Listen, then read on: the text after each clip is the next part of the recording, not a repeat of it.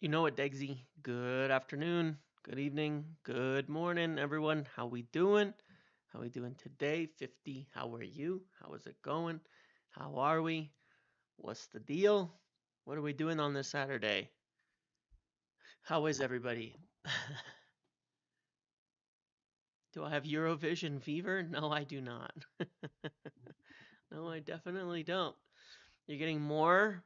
I mean, it's the most Spurs thing alive, isn't it? To when everybody else is breaking their droughts for them to lose again. But hey, no tempting fate today. Sohail, DB Cooper, Naveen, Uranbura, Issa, Bruno, Sam, Ziad, Daniel, Noah, IR, Asa, Nicholas, AL. Let's go. All of those guys. Let's go. Let's go. Let's go. Yeah. A really good game from Palace. Great job from them. Great job from Dean Henderson. Um, keeping Palace in that. Great job by them to beat City in another FA Cup final. Um, yeah, it didn't require 600 million Ajax players to beat City in an FA Cup final. Who knew?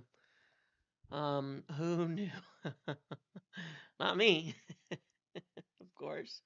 Not me that knew, but you know, just being a dick now. Oh my God. Who knew?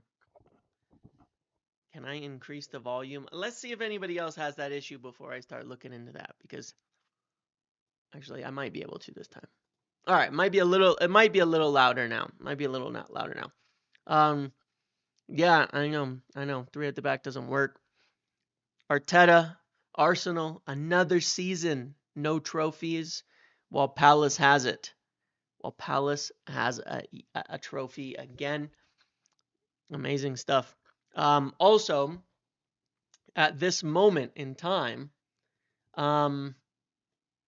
Sporting have gone up 1-0 against in their game to win the title. So, you know, obviously that is as well Ruben Amorim's team he built and put together that have managed, it looks like, to get it all the way. Even though they've kind of fell off a little bit, they will also likely be winning the title in Portugal. So, you know, just another thing when we look at it and say, you know, feel a little bit bad for Ruben Amorim being pushed to join during the middle of our season when the team he had and he built and he put together is there going to win another title off of his hard work. And to be here and to be blamed for the state that we're in, shame. It's a bit of a shame, but you know, what are you gonna do at the end of the day? Um, where's the outrage that Palace will be in Europe for finishing 12th? I don't know. Amram's won a title already. Oh, I know. Oh, he's won a few. He's won a couple. Does Amram get a win? I would imagine he does, but you know, so be it. Um, so be it. First manager to win a different league and a major trophy with another team in the same season. It's probably happened. You know, not gonna lie. Like, it's probably happened, but maybe not. I mean, a team having their manager depart and winning the league in the same season is probably pretty rare. But what do I know? I don't know. It'd be an interesting one. Um, but yeah, there's I'm just an open kind of chat today about a few things that I want to discuss. Did you see Mateta for that goal, James? Imagine that's our striker and everyone says no service. That's how it is every game. That's how it is every game. Yesterday was like absolutely shocking to me. Absolutely shocking to me how it is possible to be that bad. And I truly believe, just on the phone to Jim about signing 4 players from Palace. I truly believe that you know, that it comes down to the players for about 95% of it. And the other factor is that I will continue to say this, and I really love for people to be mains. I'll talk about that exact thing as well. Because I think United fans, we get caught up. Everybody gets caught up in things, in rating players too much as well. But I look at it and I think, and I really, really want to know alternative opinions. What did Luckhurst say? I didn't see anything. Sorry. If there was something to say there, then let me know. I don't know what Luckhurst said or didn't say. It doesn't. You tell me. Because I didn't see that. I sometimes say, I don't keep up with every little piece, even though sometimes I try. um, doesn't help. I've been blocked by Luckhurst for like 2 years, but whatever. Yeah. I really would love to know if there are any dissenting opinions, because when people look at where we are at, okay, I truly want to know. Do you actually believe we have a better than 16th team at the end of the day? Right? Do you truly believe that? Because unfortunately, I look at that and I say, if you were to split it up, forwards, midfielders, defenders, goalkeepers. Let's say you split up in those 4 sections. Cannot fathom how you rate Ugarte. Enrique spot on. Ugarte was fine. Ugarte did fine when he came on again yesterday as well. If you were to split that up into those 4 sections, where would you rank United's forwards? Considering health. No, I mean it. Where would you rank United's forwards considering health? Where would you rank them?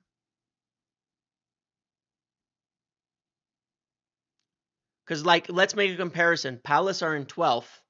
How much better are their forwards than ours? Looker said people inside the club want him gone, and Goldbridge had a stroke.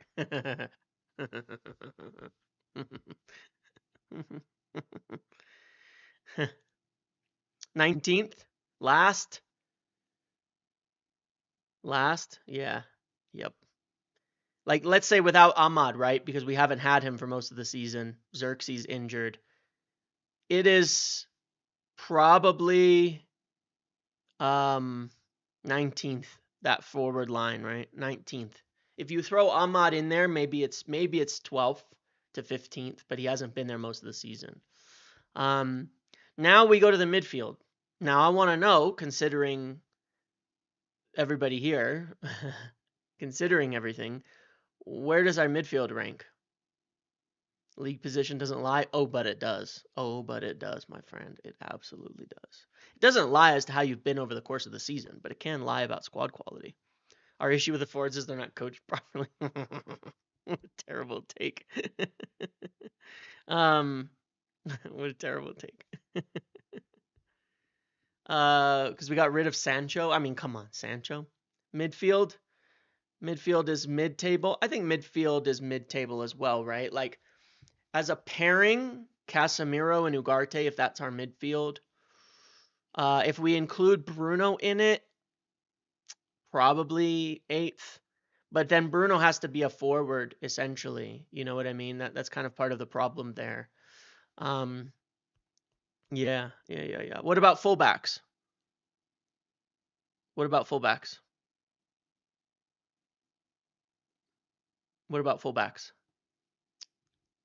I think our midfield is okay. Not good, not great. No depth in it because in the backup it's been useless. What about fullbacks? Remember, we only brought in Dorgu in January. We were playing Dallo at left back and Mazraoui at right back, which doesn't really work. Fullbacks are on 4 to 8. Okay, I see you've got an agenda. Our fullbacks are pretty poor. Are pretty poor. Now they could be good again, depending on where you consider Ahmad. Depending on Shaw, who hasn't obviously started at fullback in 2 years. I think if it was Dorgu and Ahmad, I would put it around 6th, right? 6th or 7th or something. Yeah. But without Ahmad, again, if we're not including him because he hasn't been here, we probably put it around. I think they're decent. I think they're okay. You count Ahmad? Okay, so like 6th to 8th, I think would be fair if you count Ahmad. I would agree with that. Maybe a little bit better. Maybe a little bit better. It could be better. Could be better. And then at center backs, I would put us in the top 6 at center backs. Um, right. I would say center backs put us in the top 6 at center backs personally. I think we have really good unit of center backs. Like on average, our overall unit of center backs is quite good. I think they've showed up, as Yoro's gotten better, Maguire's had a good season, Delict when he's there, Mazraoui's better at center back. Lissandro unfortunately injured, but was good. We have some really good. I like our center back options a lot. I think it's one area. Now, where would you rank our goalkeeper this season?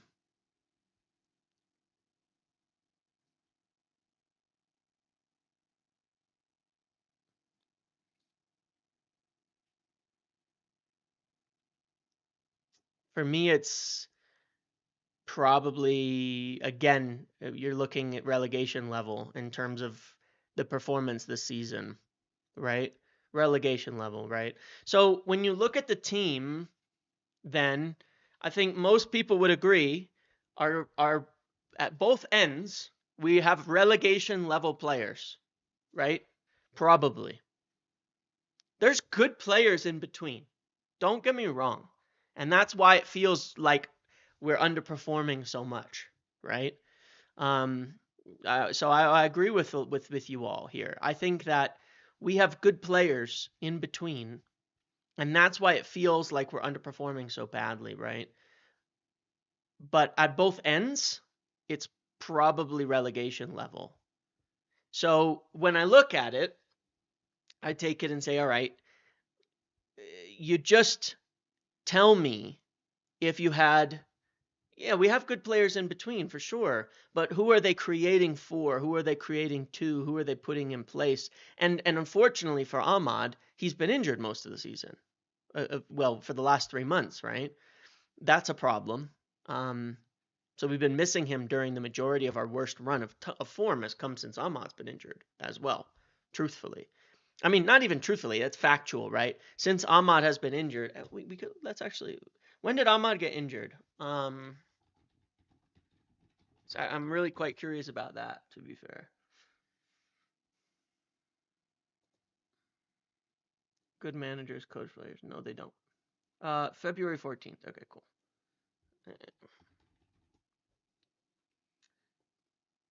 So the way I look at it is that football's about scoring goals. We have forwards who can't score and a keeper who can't save. Yeah, I mean that's a pretty simple way of looking at it, isn't it?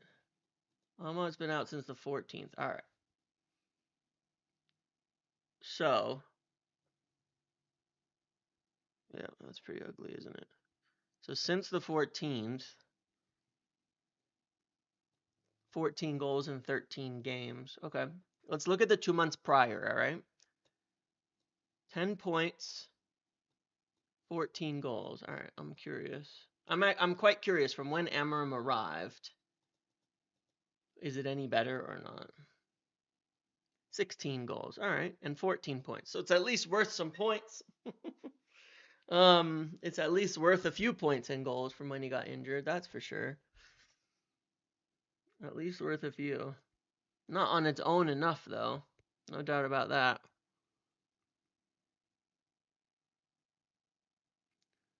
Mourinho, look, there's obviously a talent. There's obviously a talent to coaching to raising players up, but that doesn't happen overnight.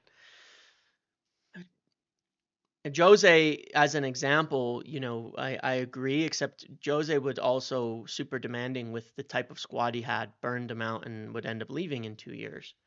But you're correct. But it's a little bit different. It's a little bit different. But no, look, I mean, when you think about it, um,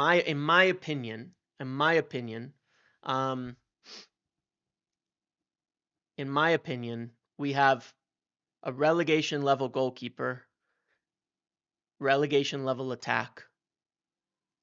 And I think that when it's that bad at both ends, what are you going to do in between? I don't care what you have in between.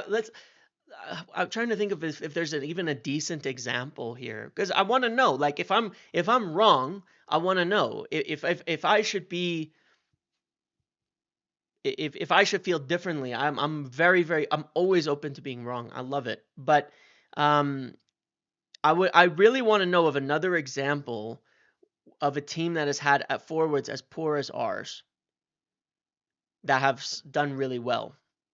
Let's take Tottenham, for example. Would you say Ahmad is our starting right wing back next season? Potentially, yeah. You have concerns over his defensive positioning in general and crosses into our box. Well, I'll tell you that so does Ruben Amorim, for sure. And it's something he's got to work on, Ahmad, on his defensive positioning, for sure. Agreed. Something he's got to work on. He has the same concerns. Because I look at Tottenham, right, and I'm like, okay, well, look, they can score goals. What is wrong with Tottenham? Why is Tottenham so bad? Well, I want to know, like, what makes Tottenham so bad this year, in your opinion? I don't pretend to ever feel as like strongly about other teams knowing how good or bad they are for why, as I do about United, because we watch so much more and you have inside information, things you hear, all sorts of stuff that adds to that. But why is Tottenham so bad? The high line? You think it's purely to the manager that Tottenham is so bad? Interesting.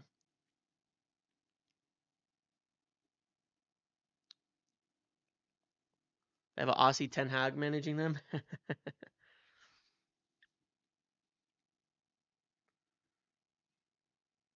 Some would argue that Onana is a Champions League level goalkeeper. I would argue that Onana was the singular reason we were out of Champions League last year, pretty easily. High line, no pace in the back line. Yeah. Yeah, I wouldn't disagree with you. But here's where it is rather interesting, right? Like this is where it's funny. I look at Tottenham and I say they've been able to score 21 more goals than us in the league, and they're this low in the table. When that happens, I blame the manager almost exclusively. I think it's all on Postecoglou, especially because he's been there for 2 years. Okay, because he's been there for 2 years. Um, he's been there for 2 years. So when I look at that, I look at him and say they've been able to score a lot of goals. They obviously have good players, good attackers, all of that. Um, but they still can't win games. That's on the manager for me. Because when you score look at the outlier here, right? When you score 63 goals, look at their goals scored compared to the teams around them. 25, 31, 35, 63, 42, 42, 51, 39, 46. Like they should be up here, right? But they're not because that I put on the manager. More than anybody else when something like that happens, I put that on the manager. Um, Look at their, in terms of chance creation, they're probably like 7th or 8th in the league. When you can create that many chances and score that many goals, they don't even have the excuse of players not finishing. Look, 63 XG, 63 goals. We have 54 XG and 42 goals. They don't even have the excuse of players not finishing, right? Um, they don't have an excuse. They are as bad as they're supposed to be. They're not even underperforming their goals. They cannot handle it under Postecoglou, right? Um, so I put that firmly on the manager in that case, in their second season, right? To be better. Now, is Spurs have a team that's good enough to win titles? No, and they probably never will, right? But that's whatever. You know what I mean? Um, I don't think that when you look at that, it's hard to blame the players for Spurs being as bad as they are. When you look at United, you can also see that um, in the alternative. That a lot of instances it's players underperforming massively, but we just can't score goals too. We can't score goals. It's kind of crazy. We just cannot score. Because you'll note, like, I mean, it's anyway. It's a pointless comment. When you score goals, you win games, right? Um, but let's talk about that. Let's talk about Rasmus Højlund. Let's talk about the performance, and let's talk about the final. And then who should be playing in the final? Because I certainly have some strong opinions about that.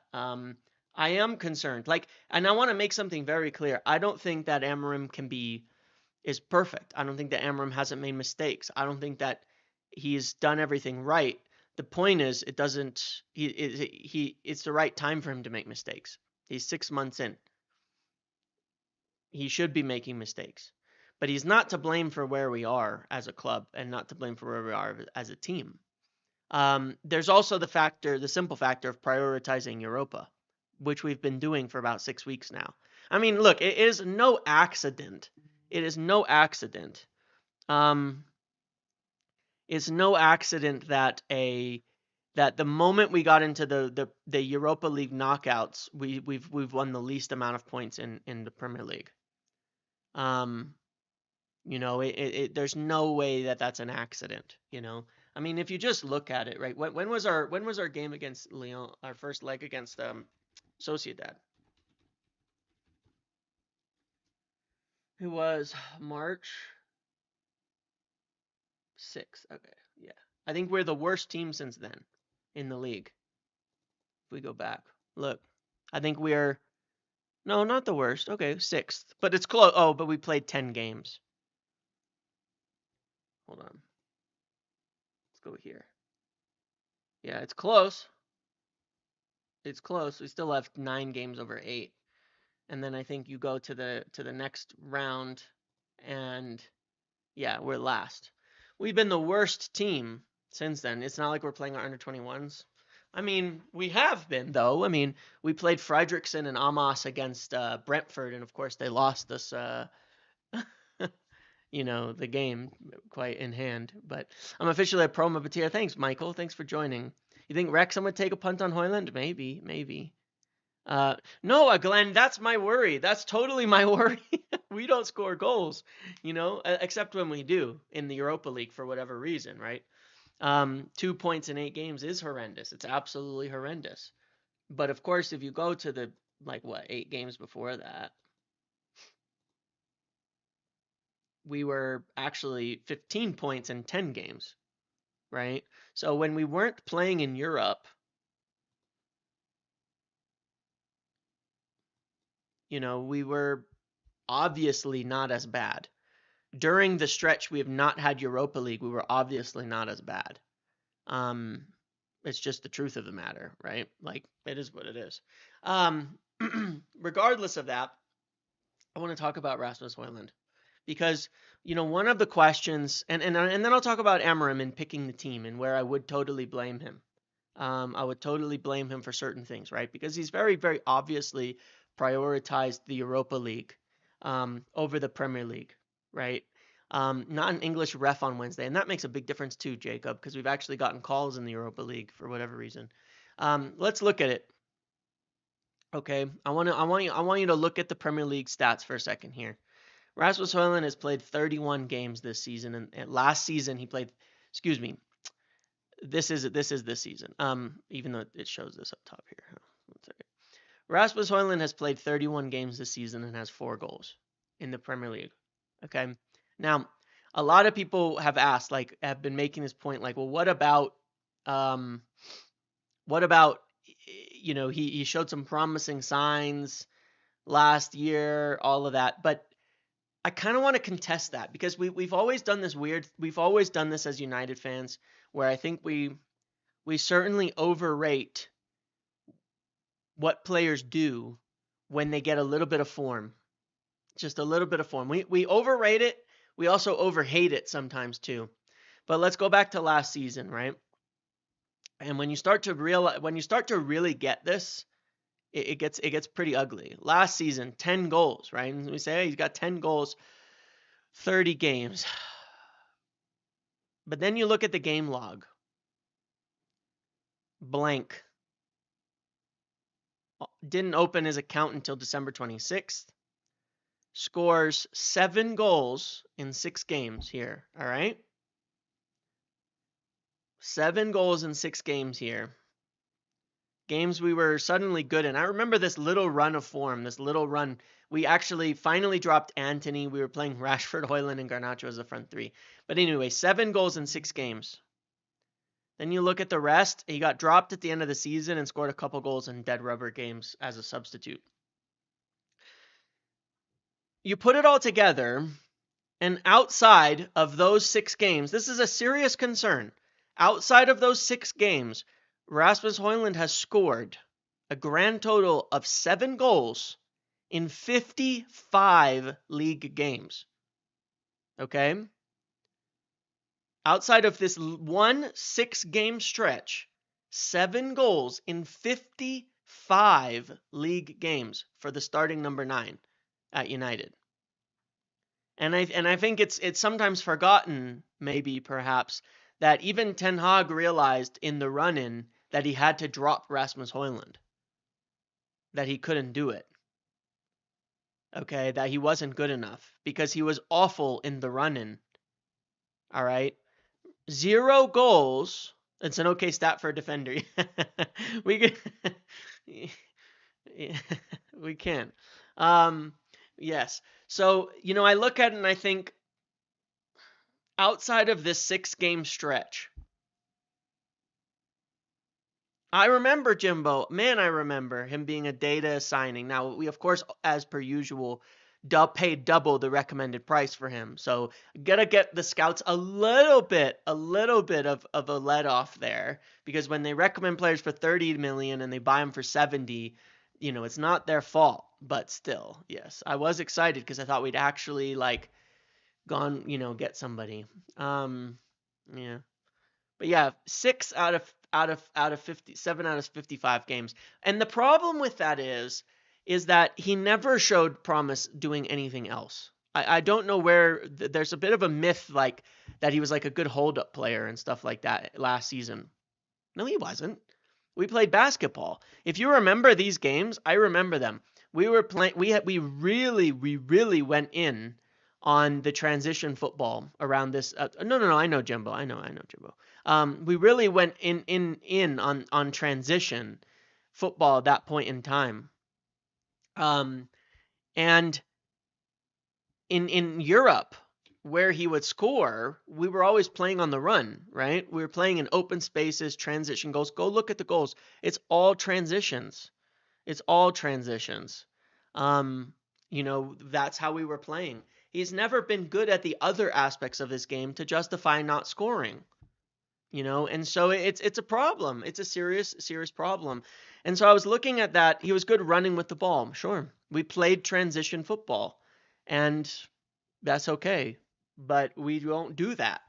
And even while playing transition football, he still was a very, very, very, very patchy scorer. I mean, again, did not get a first goal until December 26th, until Boxing Day.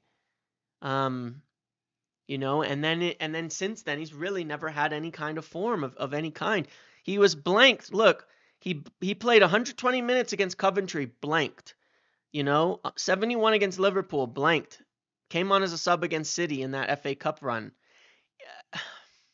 He's just not been good in England, ever, at any point in time.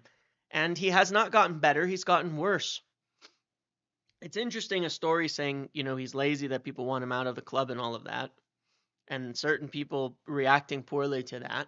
I'm not going to rumor monger on things like that ahead of the game on that. But you just can look at on the pitch and decide if he's playing well, if he's doing what he's supposed to, if he gives any confidence to other people around him, and I think the answer would be no, right? So that being said, given the situation, what should we do? What should we do in the final? Because I think that what did we learn, right? We had that starting 11, and there were 4 substitutes, right? Garnacho and Ugarte came on first. That makes sense. Those are the two who are likely to play. Then there was Mainu, and who was the fourth? Heaven. Okay, Aiden Heaven. So those are the 15 players that are in contention for the final. Okay, I'm about 99% sure of that, who are in contention to start in the final. The 11 who started and the 4 who came on. And they were all essentially working to prove their position in the team. One thing I found really, really interesting yesterday was you guys let me know what you think on this, because this is just like people watch different parts of the game and see different things because sometimes they're paying attention to different things. Like in the first 30 minutes, I thought we played really well. And one of the things that was working, that I was surprised by, that I even tweeted about, was the passes from the center backs. Because you guys know me. You can disagree with me all you want. You can think the system doesn't work. That's all fine. These are all opinions. But one thing that is true is I've watched a hell of a lot of Ruben Amorim, and I do know what he wants out of his team. And I mentioned yesterday about the passes from the center backs. How many line-breaking passes we were getting from the center backs in that first 30 minutes. It was crazy. Like Maguire, Shaw, Lindelof, those passes were firing from the center backs forward. Now, how many times have I said this season that the ball progression is supposed to come from the center backs, not from the midfield? How many times have I said that? Endless amounts of times, right? I said so many times that the center backs have to progress the ball in this system. If they don't progress the ball, we don't go anywhere. It's up to them to get the progression, all right? Yes, we've missed Lissandro's passing. Yeah, he was really starting to get going when he got injured, unfortunately. This is an insult to Casemiro, okay? Don't take it this way. Don't go this way. Don't bring it up this way. Don't make this a giant debate about the midfield. Casemiro was not needed in that first half to progress the ball the same way he's been needed in other games. Neither was Bruno, okay? Neither of them was actually being asked to do that much by way of ball progression in the first half. Bruno was actually sitting a bit higher than beforehand. He was not dropping all the way into the back line. He was actually pushing up, even though he was part of the two. There was times it was almost like a 5-1, I don't know, 5-5, I don't know. Like when the fullbacks were back there, I don't know. It's more like a 3-3-3, than it was like a 3-3-3-1 at times in the build-up. So the center backs were doing great. Now, one factor in that that I think was huge, that I think really, really, really, really helped us was this. And it doesn't have to be Ahmad, mind you, but what I'm saying is, their movements were much better than when we play like Garnacho in there, because Garnacho is a different player, okay? So just bear in mind, because I'm still suggesting Alejandro Garnacho start on the FA Cup final. In fact, I really want him to start in the FA Cup final, the Europa League final, FA Cup final on the brain, right? These 10s were dropping a lot for the ball. One-touch football, nice little passes in, nice little passes out. We were finding the free fullback to run, because neither of these guys are guys who are running for the back line, right? When Garnacho plays at the 10, one of the reasons we struggle is because in the build-up is because he's the outlet ball, right? So he is generally running deep. So when we're building up at the back, he's not the one coming short. Now, I've always said that it's sort of a weird one, because for Amorim's system, his 10s are supposed to come short. They're supposed to drop in. And that assisted our build-up so much because it opened up a ton of angles for the center backs to pass into that we don't usually have. When this 10 is all the way up here, we lose a numerical advantage in the midfield. But when the 10s drop, Sporting have won consecutive titles for the first time in 70 years. Amorim won a title in England before Arteta. There you go. When the 10s drop, we get extra in the midfield, right? We actually get numbers in the midfield when the 10s drop. And that's why it works, because it's a two-man midfield, but you get 10s, right? So what changed? We seem to stop doing it. Well, especially in the second half. I mean, one of the things I certainly think is when the subs came on, it got a lot worse, right? Secondly, they started overrunning us out of possession in the midfield. Okay. It's just the truth. Cunha drops. Yes, he does. That's why he's such a perfect fit. And it's why I've said I just do not think Bruno should be here. Because in possession, like Amram said, we were actually good, but when we got to the final third, we were bad. Well, Bruno further away from goal, worse in the final third, I'm sorry to say. But in addition, out of possession, Caicedo and Enzo started running around us. Okay. They started they just started running through us. We could not, they figured it out. They're intelligent. They're good. They're two great midfielders, honestly. Two very, very, very good midfielders in Caicedo, Enzo, and them. And they just started beating us. This cannot compete. Out of possession, Casemiro and Bruno have no way of competing with Caicedo and Enzo out of possession. They could not. So they started to win those battles. They started to win those more and more as they got on the ball more and more, and we had harder and harder time getting them off the ball. We still defended pretty well, mind you. But so what I saw as a positive is I want the 10s dropping in. When it's usually Garnacho in the 10 and Bruno, what happens, and this is where I think we see this build-up issue that people are always talking about, that is true, is Garnacho runs, and then we don't have enough players in the middle, and then it is a struggle for Ugarte in there because he's not a progressive midfielder, because we don't have the numbers. So then we're often sending it long and yada yada and all of that, right? So I thought that dynamic looked a lot more like Sporting's team under Amorim, that first 30 minutes, the way that was being played. So let's do that, right? So for me, just do this, because I don't want to see Rasmus Højlund starting no matter what. There's nothing, he doesn't do anything for me. I don't buy the number 9 thing. I think Garnacho running around by the center backs will do more than it will Højlund standing there grinding on them all game for 90 minutes. What does it do for us? It does nothing. He doesn't, oh my God. There was a moment, like there was a lot of bad moments, right? But I want to point this one moment out in particular that I absolutely lost it, because you get people making excuses like there's no runners around him and stuff like that. It's total bullshit. Okay. But there was a moment where in the second half, after the subs, Ugarte received the ball like right here. Okay. Just going to move people around. Garnacho's up here. Bruno's up here. Ahmad's out there. Ugarte receives the ball. This isn't Ugarte glazing, but he did turn, drop the shoulder well, run by the presser, up the pitch, pass it into Højlund, and then run by him. And what did Højlund do? Do you guys remember this? It was like 73 minutes or something like that. Højlund grabs it, runs backwards, loses it, and then stands there as they got into another counterattack against us. Do you remember this moment? It was like the most, it wasn't even just bad play.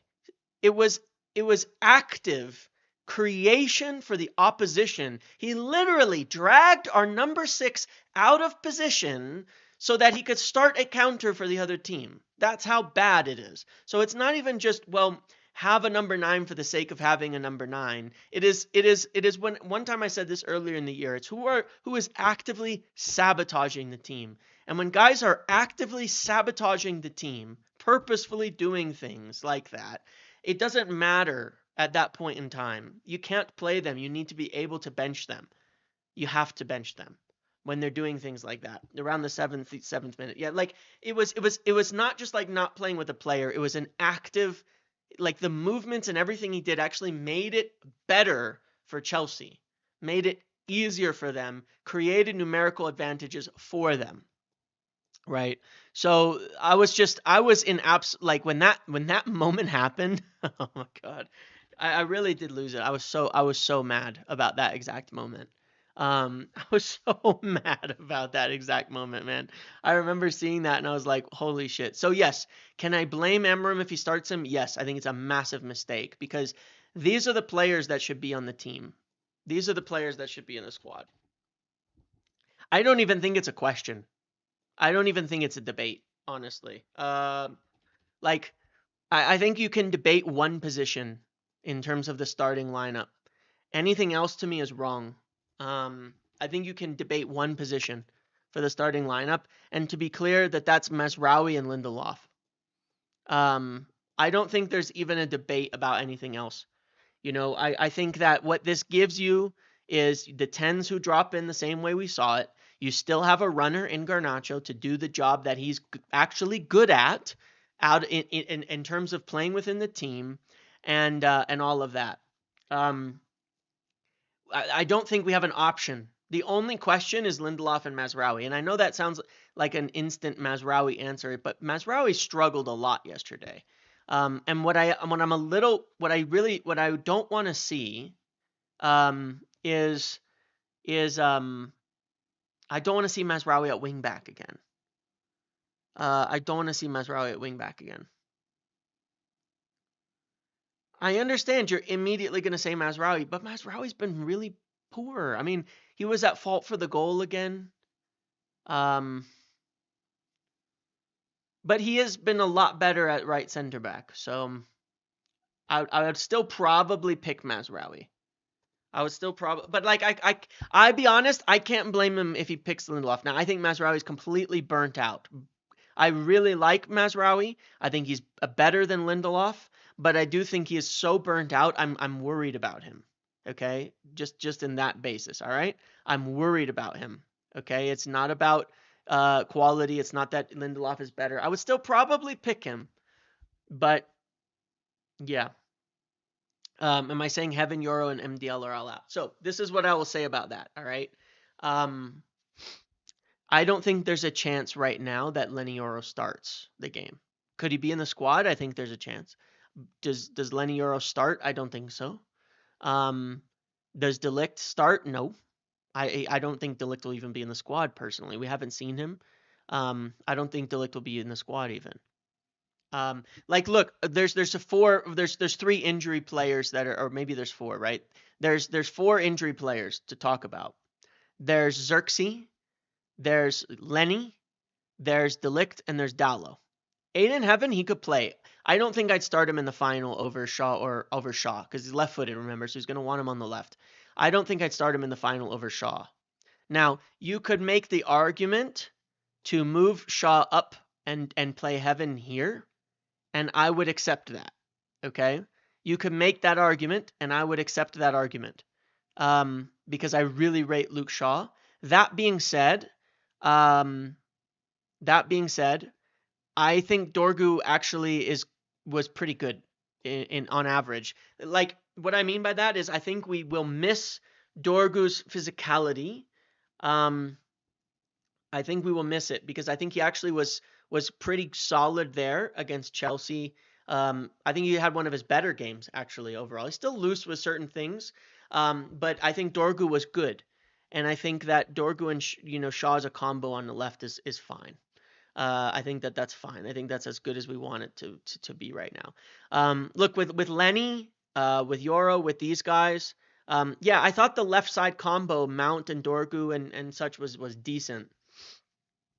Um, yeah, we need the legs exactly. With Lenny, look, here's the thing: could he get there? Yes, because he's played recently. He should still have a decent amount of match fitness. But like I've said before, it really comes down to the fact of risk. Like, do they risk him? Do they have worry that his injury will get worse? Um, does he still have pain? We're just gonna have to wait and see, right? Heaven could start. He obviously came off. He's fit. He's ready. But then you're dropping one of Dorgu or Shaw, and I don't think we will, just from an experience basis. Um, Xerxes, Obviously, as we've talked about, is working to get back. I hope it. I hope he does. I think he has a chance to make the squad, but I don't know. It's unknown right now whether he will or won't. It is not a certainty. I think Dallow's going to make it, honestly. I think Dallow's going to end up in the squad. I don't think he'll start, but I think Dallow will be there. I think Dallow will be in the squad. Dallow just seems like the type of guy he will be in the squad. That's what I think. I think Dallow is going to make it into the squad. And then, yeah, and then we'll see. Delict I have not heard like anything about either, right? But so don't know as of yet on the rest of them. But I would suspect it's this. This is what I would go for. For me, there are three things that I will blame Amorim for, okay? Because he's been prioritizing the Europa League. He's got it right so far. We've won every round, and we've made it to the final, okay? We made it through rounds without Xerxes. We made it through... We didn't quite make... We made it through one round without Xerxes. We made it through one round without... We haven't made it through a round without Lenny, which is a little bit of a worry to me. But no, maybe the first round we did. Lenny was injured for a little bit there too. So we have made it through rounds without Xerxes. We have made it through rounds without Lenny. We have made it through these games without them. But there's three things that I'll judge that I would say Amorim cannot get wrong because they've worked. They've been what have got us through these tough rounds. Three things, in my opinion. Number one is to not start Rasmus Højlund. Look, whatever Amorim does, if we win, he gets credit, right? Then he's done correct. Then he's done it right. Fine. But the things that would make me blame him for the game to a degree and start to say, you kind of screwed that up. You hold a little more responsibility than I would rather put on your shoulders for this game would be three things. One would be Rasmus Højlund. If you start Rasmus Højlund and we lose this game, and we see what we've seen, it's on you because we've all seen it. I don't think there's any value in playing him. All right, that's number one. Number two is Casemiro and Ugarte. You have to play them together. It's the only successful midfield combination that we have that has continued to win games together. I don't think they've. Makes for an interesting question here. Have they lost the game starting together? Because they've been rotating in between in every league game. So I think they've won every game that they've started together. Whatever it is, it's still the best combination. It's still the best combination that we have right now. Yeah, it's still the best combination that they have right now. And then number three for me is a little bit more debatable, but there's a few reasons for it. It's Ahmad at wingback. And the reason for that is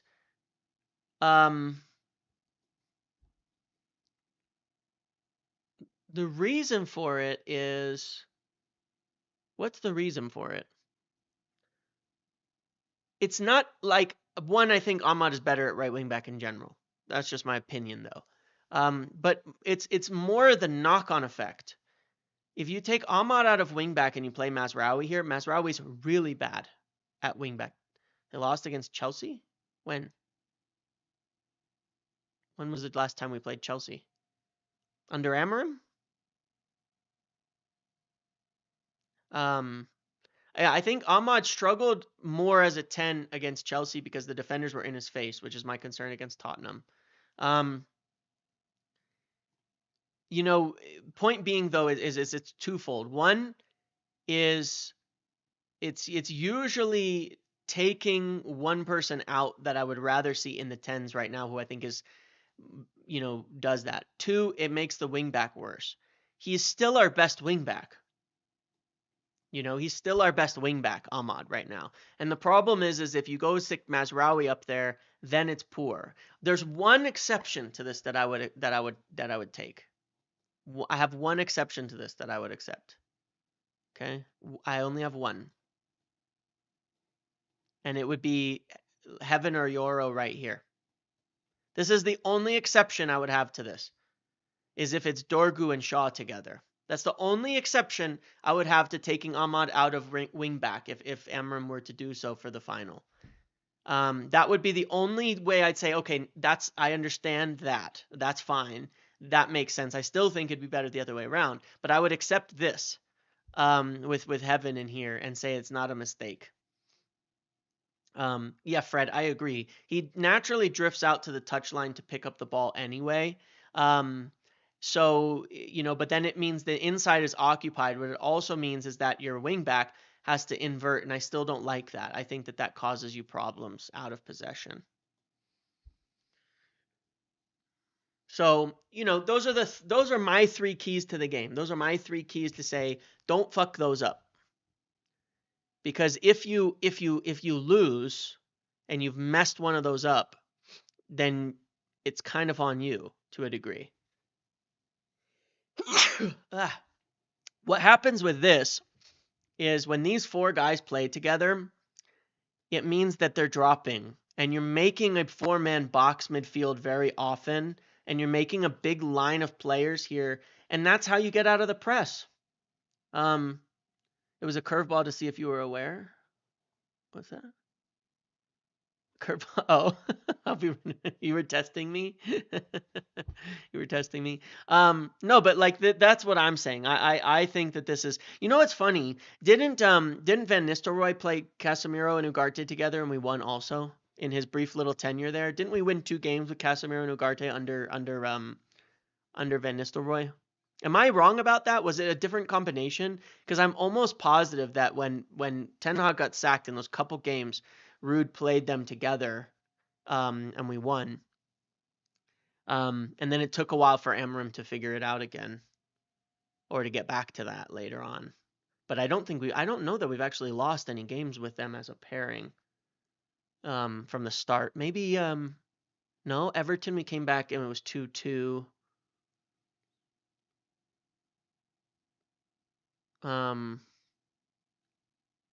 Maybe we lost one of the other ones. I don't remember. But I feel like we've been rotating Casemiro every week in between the Europa games, so I don't think so. I'm actually not sure we have lost one with the 2 of them together. I'll have to go back and look because now I'm curious. Now I can run that propaganda all over Twitter if I'm correct about that. Either way, our option is better. um, but yeah, this is what I would go with. Sorry, I mixed this up, but yeah, this is what I would go with. And leave it at that. Would it be that terrible? Look, does it change that much as to where we are? No, we're a bad team, whether we lose or win this final, right? But it does give us more ability to turn over the squad. That's why it's important. It's not about being in Champions League, to me, to be quite honest. It's about what Ruben Amorim said. We need it to rebuild faster, to get where we need to be quicker, to get there, to go further, to build quicker, to accomplish our plans. We need the money. Where's the goals in this team? Where's the goals in any team? Ahmad, Bruno, and fucking defenders, Our goals come from center backs. I mean, Maguire scored our only good chance in the game, even though it was offside against Chelsea. It's the same as always, We need Casemiro, Ugarte. They've scored in Europe. Maguire scored in Europe. We need these guys to score goals. But we don't have goals on the bench either. Yeah, it would give us a little bit more time. Is midfield a high priority? Yes, we need at least one midfielder because he doesn't like that he keeps having to drop Bruno in there every time he wants to rotate or something like that. So yeah, we need the money. I got a few minutes left because I'm gonna be going to coaching in like 10-15 minutes. For my son's team, so I'll be going to coaching. But wanted to mention the Alvaro Fernandez thing. Obviously, Alvaro Fernandez being sold to Real Madrid, according to what is this? According to some of the news out there, United will be, that Madrid are buying him. United have a fairly significant sell-on clause, as far as I'm understanding. So we could easily get another 12 to 15 million. Yeah, Garnacho scored a few goals, just not in Europe for me. Do I have UEFA coaching badges? No, no, I do not. I'm not located in Europe, so Um, but yeah, we should get some decent money there. There's a lot of little things that are going to give us some money around the club, around Europe this year, which is kind of some of these things starting to pay off, right? Like we'll get a little bit of money from Greenwood transferring, we'll get a little bit of money from Alvaro transferring, but we might end up with a windfall of 12, 15 million profit on that Alvaro sale.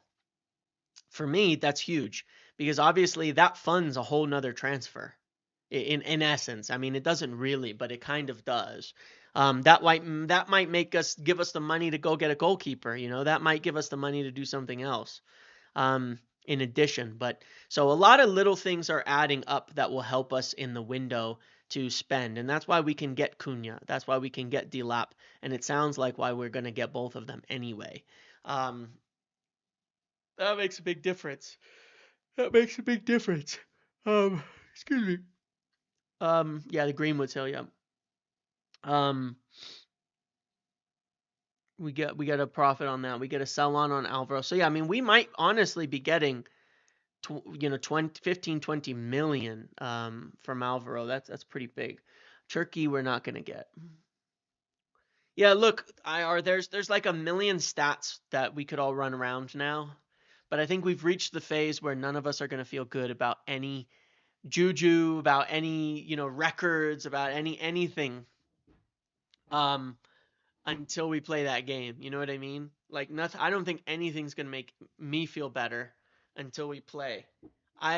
Right now, all I'm concerned about is I really hope we get the team right because I think if we get the team right, we win. Look, I've said this before every one of our Europa League games, and I firmly believe it.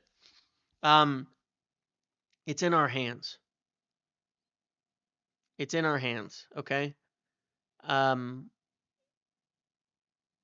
we throw games away more often than anything else. Um, every one of these European games, we've been in control. Every one of these European games, we've been the better team. When it's gotten tight, we've thrown it away.